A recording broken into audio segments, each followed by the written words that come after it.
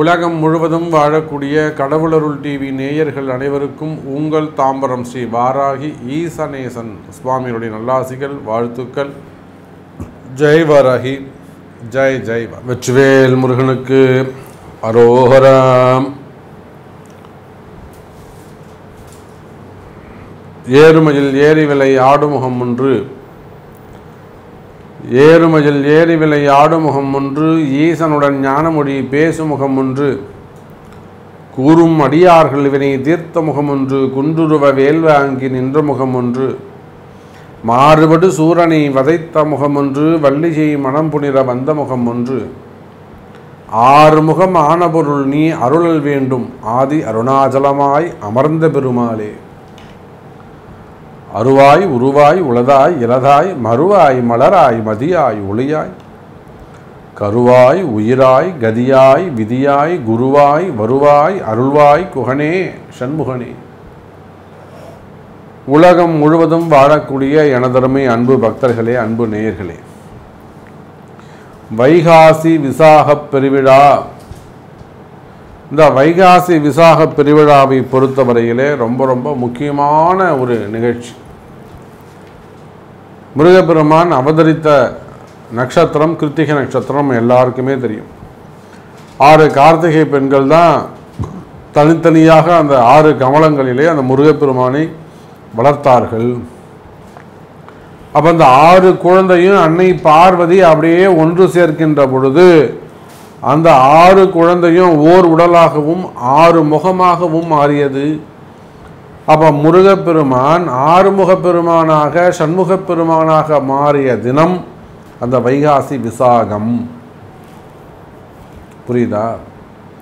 கிருத்திகை நட்சத்திரத்தில் பிறந்து 6 கார்த்திகை பெண்களிலே 6 தாமரை மலர்களிலே முருகப்பெருமான் வளர்கிறார்.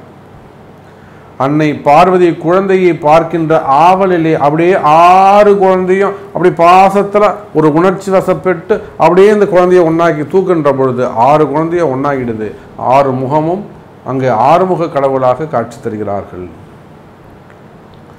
அந்த நாள் விசாக பெருவிழா. இந்த விசாகம் யாருடைய நட்சத்திரம்? குருவுடைய நட்சத்திரம். அப்போ அதனால தான் இந்த குருவுக்கு நம்ம ஏதாவது பரிகாரம் செய்யணும்னா முருகனுக்கு போய் செய்யுங்கன்னு சொல்கிறோம். ஜோதிடர்கள்லாம் குருவுக்கு ஏதாவது உண்மையான குருஸ்தலனம் அதை திருச்செந்தூர்னு சொல்கிறாங்க. அப்போ முருகரை அங்கே குருவாக பார்க்கிறார்கள். ஏன்? அவர் 2 விஷயங்களை செஞ்சிருக்கிறார். பிரம்மதேவன் வேதங்களையெல்லாம் எழுதிய அந்த பிரம்மதேவனுக்கு பிரணவ மந்திரத்திற்கான அந்த ஓம் என்ற மந்திரத்திற்கான அர்த்தம் தெரியவில்லை. அப்போ பிரம்மதேவனுக்கே வேதத்தை உணர்த்தியவன் குருவாக இருந்தவன் முருகக் கடவுள். இது ஒரு பக்கம் வேத நாயகனுக்கு பொருள் சொல்றார். இன்னொரு பக்கம் தந்தைக்கு உபதேசம் பண்ணுகிறார். சுவாமி மலையில் என்ன பண்ணாங்க? தந்தைக்கு உபதேசம் பண்ணார் பிரணவ மந்திரத்தை.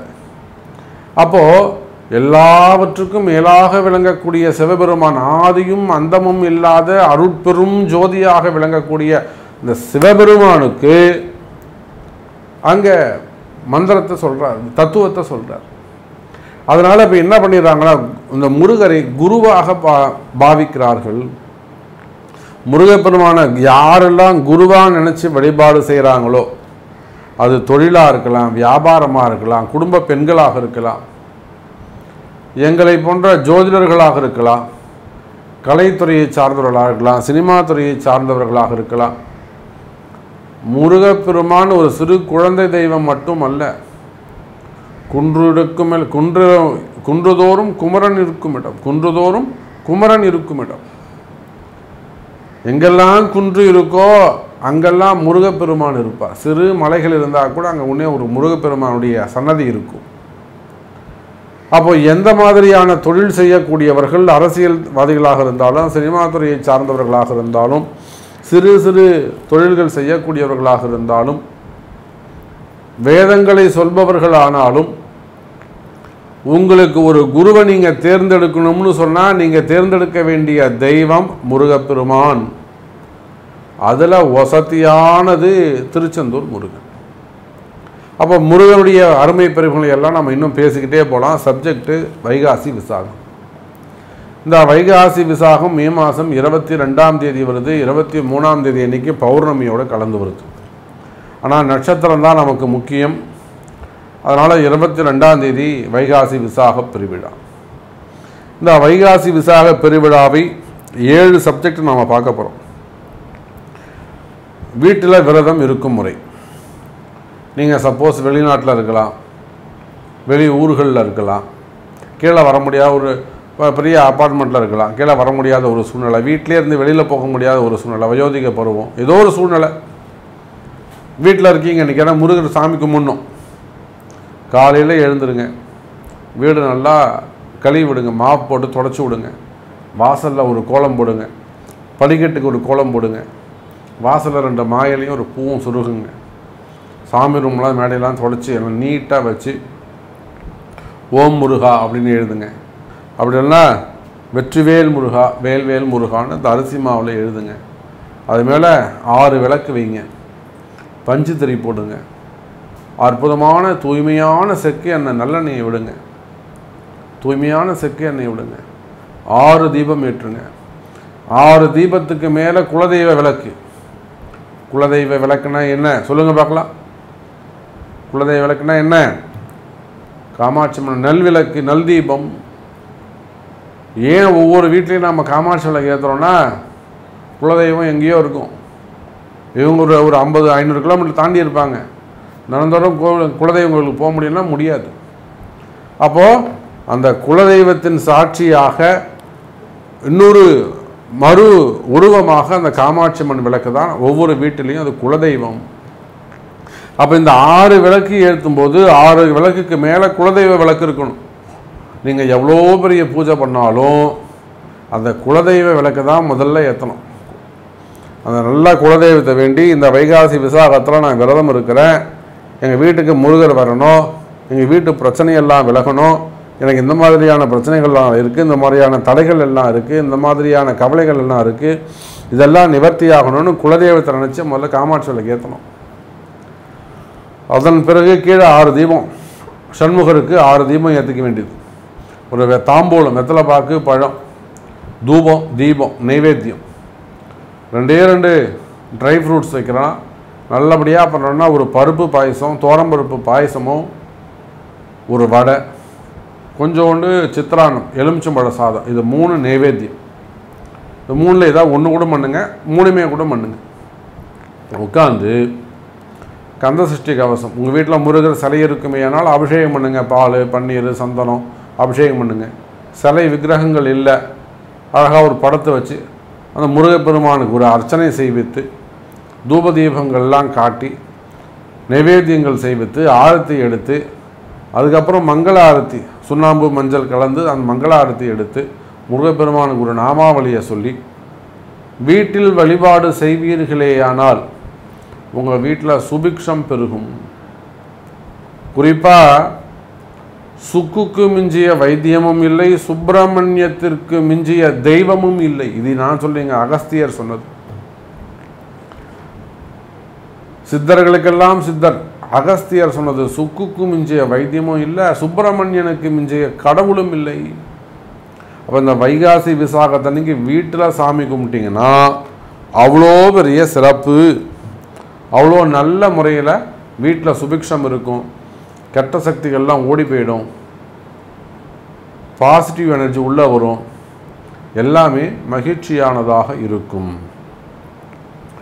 திருமணம், கல்யாணம் ஆகணுங்க, செவ்வாய் தோஷம், அந்த தோஷம், இந்த தோஷம், என்ன ஒன்றாலும் இருக்கட்டும். அன்றைக்கி முருகப்பெருமானுக்கு இந்த வாழைப்பூ எடுத்து, வாழைப்பூ தெரியல உங்களுக்கு, வாழைப்பூ இருக்கும், மொத்தமாக இருக்கும், அந்த மேல் லேயரை பிரிச்சிட்டிங்கன்னா தனித்தனியாக குச்சி குச்சா, அதாவது சம்மங்கி பூ எப்படி இருக்கும், வெள்ளை சம்மங்கி மாலை கட்டுறாங்களே அந்த மாதிரி நீட்டாக வந்துடும்.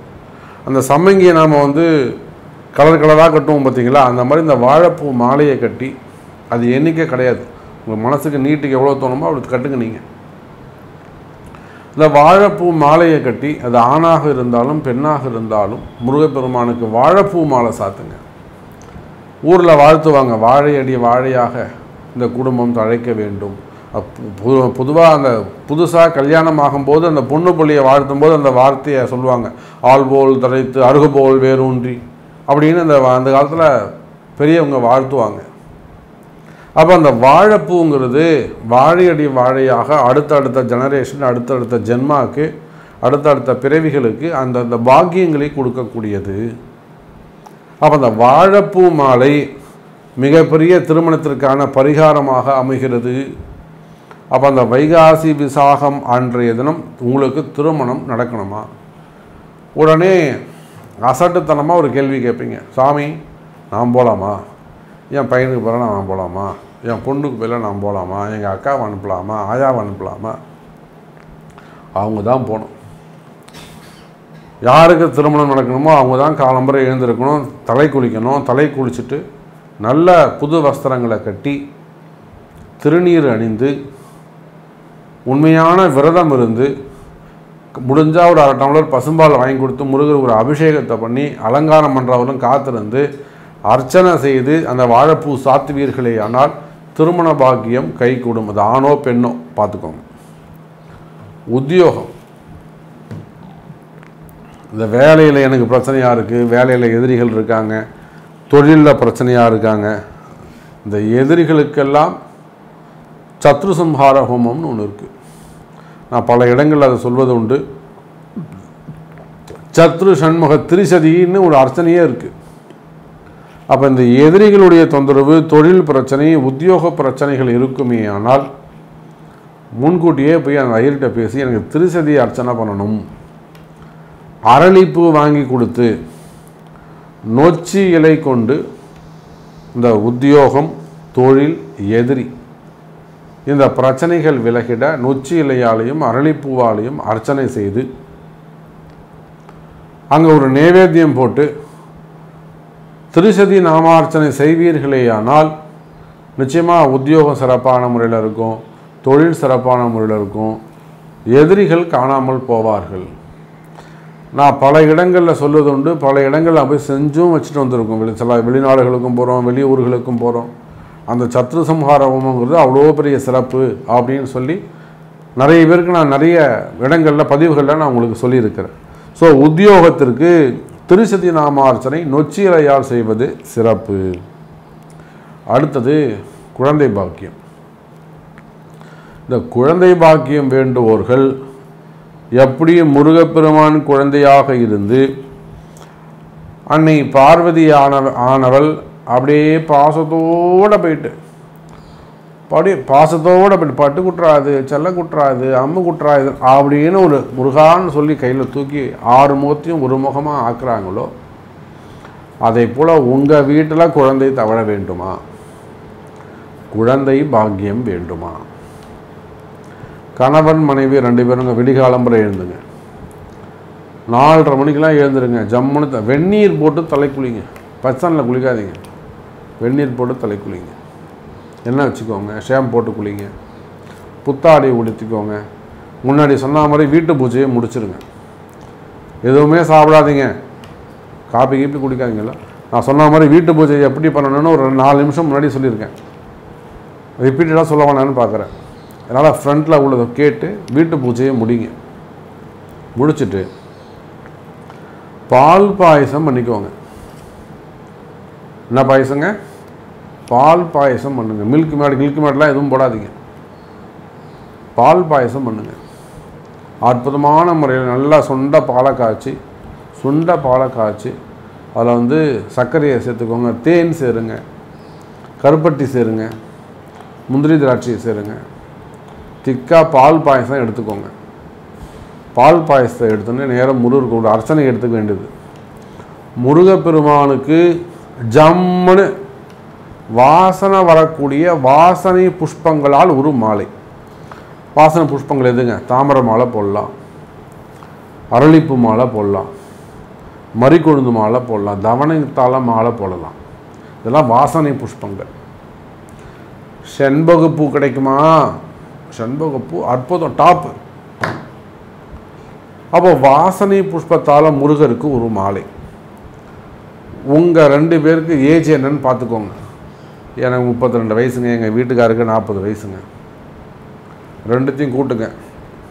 இல்லைனா 2 தனித்தனியாக 30 எலுமிச்சை மரத்தில் ஒரு மாலை, 42 எலுமிச்சை மரத்தில் ஒரு மாலை முருகருக்கு. வயசுக்கு ஏற்ற ஒரு எலுமிச்சம்பழ மாலை, பாசனை புஷ்பத்தால் ஒரு மாலை, நொச்சி இலையால் அர்ச்சனை, பால் பாயச நிவேத்தியம் செய்து கோவிலை வலம் வந்து, அந்த கோவிலில் உங்கள் பூஜையை முடிச்சுட்டு வெளியில் வந்ததுக்கப்புறம் ஒரு வெள்ளி டம்ளரில் அந்த பாயசத்தை எடுத்து உங்கள் கண்ணு முன்னாடி ஃபஸ்ட்டு வரக்கூடிய குழந்தைக்கு அந்த பால் பாயசத்தை கொடுங்க.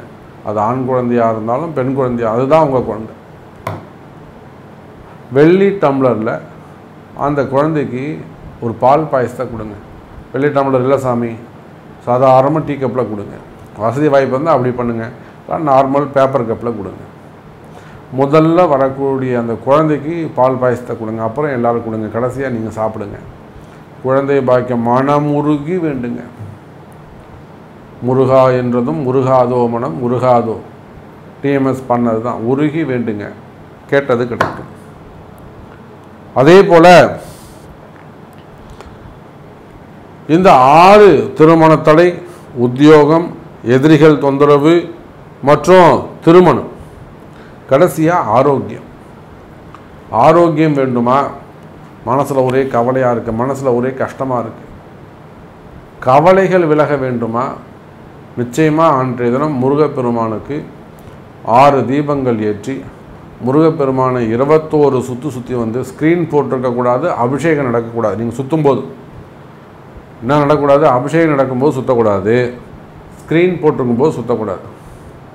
21 சுற்றி வந்து முருகப்பெருமான் காலையில் நமஸ்காரம் பண்ணி ஒரு எலுமிச்சம்பழம் தீபம் போடுங்க. அற்புதமாக ஆரோக்கியம் கிடைக்கும். ஆகவே அன்பர்களே, இந்த வைகாசி விசாகம் நமக்கெல்லாம் ஒரு வரப்பிரசாதம். இன்னொரு 15 நாள், இன்னொரு 20 நாள் இருக்குது. இந்த 20 நாளுக்குள்ளே நீங்கள் எப்படிலாம் ப்ரிப்பேர் ஆக முடியுமோ ப்ரிப்பேர் ஆகிக்கோங்க. கேட்டது கிடைக்கும், நினைத்தது நடக்கும், முருகப்பெருமான் உங்களுக்கு துணை நிற்பார் என்பதை சொல்லிக்கொண்டு, ஏது பிழை செய்தாலும் ஏழை எனக்கிறங்கு தீது புரியாத தெய்வமே, ஏது பிழை செய்தாலும் ஏழை எனக்கிறங்கு தீது புரியாத தெய்வமே, நீதி தழைக்கின்ற போரூர் தனிமுதலே இந்த நாயேன் பிழைக்கின்றவாறு நீ பேசு என்று சொல்லிக்கொண்டு மீண்டும் ஒரு அற்புதமான பதிவில் சந்திக்கிறேன். நன்றி, நமச்சிவாயம், ஜெய் வராகி. கடவுள் அருள் டிவியை பார்த்தமைக்க நன்றிகள். மேலும் இது போன்ற தகவல்களை தெரிந்து கொள்ள கடவுள் அருள் டிவியை சப்ஸ்கிரைப் செய்யுங்கள். மறக்காமல் பெல் ஐக்கானை கிளிக் செய்யுங்கள்.